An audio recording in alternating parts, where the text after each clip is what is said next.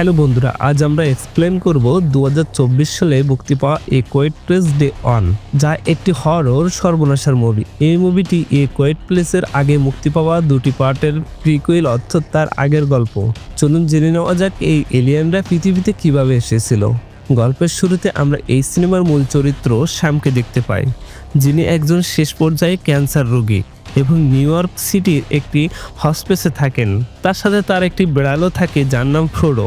শ্যামকে দেখে পরিষ্কার বোঝা যায় যে সে কোনোদিন শহরে যায়নি, তাই হসপিসে কাজ করা রুবেন নামের এক ব্যক্তি শ্যামকে বলে যে তার শহরে যাওয়া উচিত।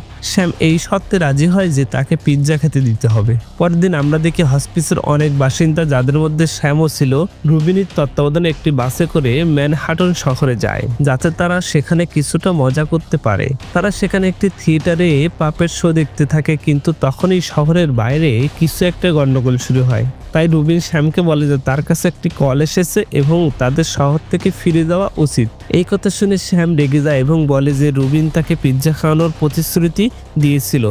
রুবিন বলে যে তারা অন্য কোনো দিন পিৎজা খাবে, তাই শ্যাম রেগে গিয়ে বাসে উঠে বসে। তার বাসে বসার পরেই আকাশ থেকে কিছু উল্কাপিণ্ড পড়তে শুরু করে, যা পরিষ্কারভাবে ইঙ্গিত দিচ্ছিল যে এলিয়েনরা পৃথিবীতে আসছে। এই এলিয়েনরা দেখতে পেত না, কিন্তু তাদের শোনার ক্ষমতা ছিল প্রচণ্ড। তারা সামান্যতম শব্দ শুনেও তার উৎসকে ধ্বংস করে দিত।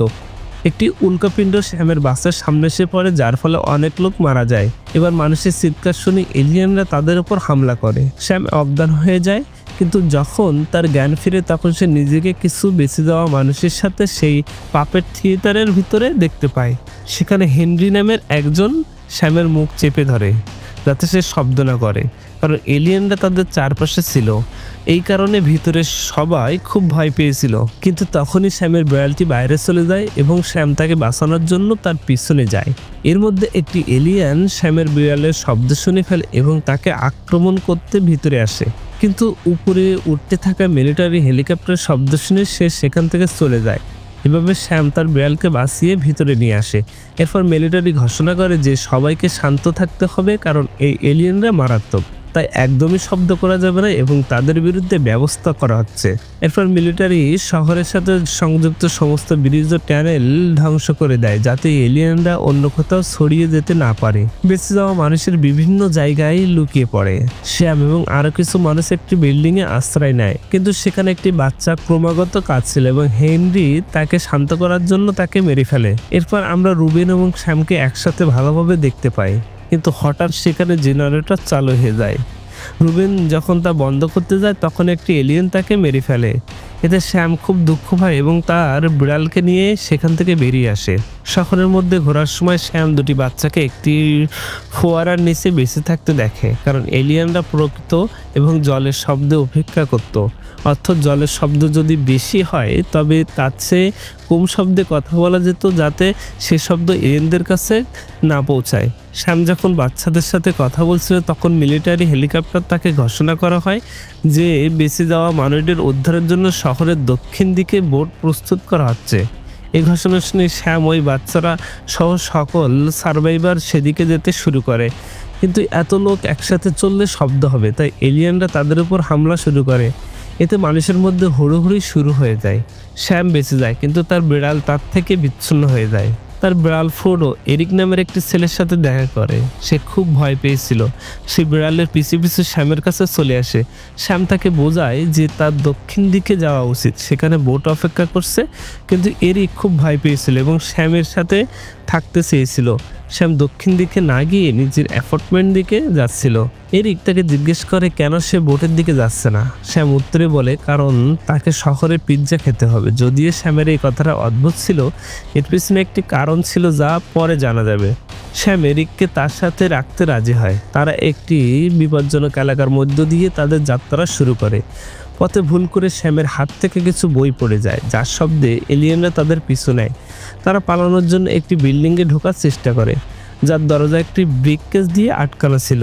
অনেক চেষ্টার পর এরিক দরজাটা খুলে ফেলে, কিন্তু সেই শব্দে অনেক এলিয়েন তাদের পিছনে চলে আসে। এরপর থেকে শত শত এলিয়েন তাদের আক্রমণ করে। তারা এলিয়েনদের মনোযোগ সরানোর জন্য বিল্ডিং এর চারপাশে চক্কর লাগায় এবং তারপর এরিক বাইরে এসে আশেপাশের গাড়ির কাঁচ ভাঙতে শুরু করে। তাদের এই পরিকল্পনায় কাজ করে এবং তারা এলিয়েনদের থেকে বেঁচে একটি সাবওয়ে স্টেশনে পৌঁছে যায়। কিন্তু ভিতরে একটি এলিয়েন তাদের পিছু নিয়েছিল এবং শব্দের জন্য অপেক্ষা করছিল। রেলওয়ে ট্র্যাকে জল ভরা ছিল, তাই তারা জল দিয়ে এগিয়ে যেতে থাকে। কিন্তু টানেলের যত ভিতরে যাচ্ছিল জলের স্তর ততই বাড়ছিল। তারা আলোচনা করে যে তাদের এগিয়ে যাওয়া উচিত কিনা, কারণ সামনে হয়তো বেরোনোর রাস্তাই নেই। কিন্তু শ্যাম তাকে বিশ্বাস করায় যে তারা এখন আর ফিরে যেতে পারবে না, তাই তারা এগিয়ে যাবে। কিন্তু এলিয়েন তাদের কথা শুনে ফেলছিল এবং তাদের দিকে দ্রুত এগিয়ে আসতে থাকে। বাঁচার জন্য তারা দুজনেই জলের নিচে চলে যায়। এলিয়েনটি জলে সাঁতার কাটতে পারত না, তাই সে ডুবে মারা যায়।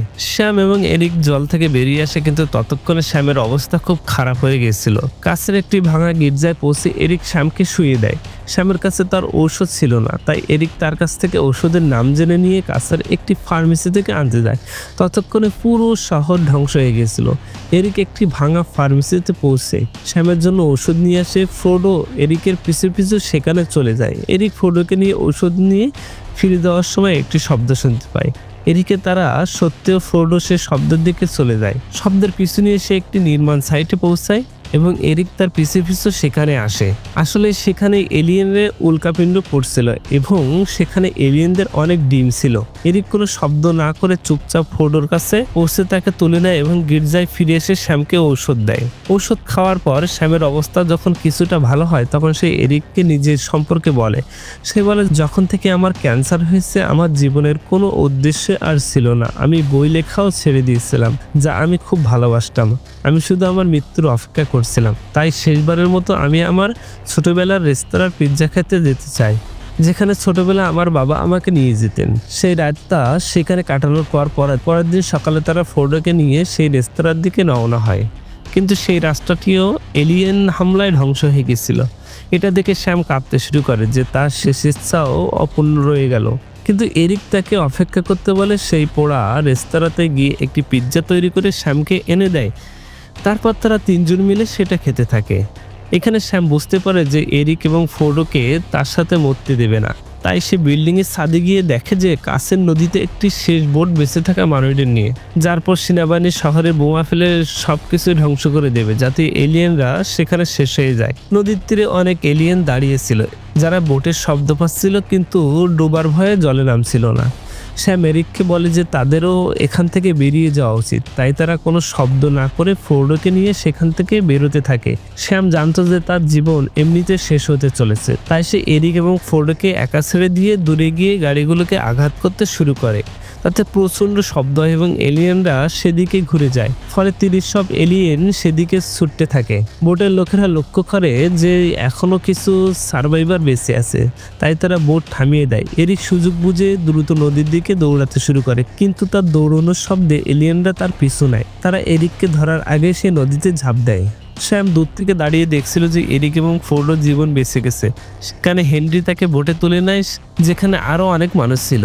এরিক তার জ্যাকেটে শ্যামের একটি চিঠি পায়। আমার জীবন তো শেষ হতে চলেছিল, কিন্তু যখন থেকে তুমি আমার জীবনে এসেছো তুমি আমাকে একটি শেষ আশা দিয়েছো, আমাকে বাঁচতে শিখেছো। আমি আমার জীবনের উদ্দেশ্য খুঁজে পেয়েছি যে আমি মরার আগে তোমার আর ফোর্ডোর জীবন বাঁচবো। আর আমি আমার মনের কথা শুনেছি, আমি তাই করেছি। এখন আমার জীবনের কোনো উদ্দেশ্য নেই। শেষে শ্যাম তার পরিবারের ছবি দেখতে দেখতে এবং কানে হেডফোন দিয়ে গান শুনতে শুনতে রাস্তায় চলে যায়। সে তার রেডিওর হেডফোন খুলে দিয়ে জোরে গান বাজাতে শুরু করে। একটি এলিয়েন তার পেছনে এসে পড়ে এবং এখানে মুভিটি শেষ হয়ে যায়।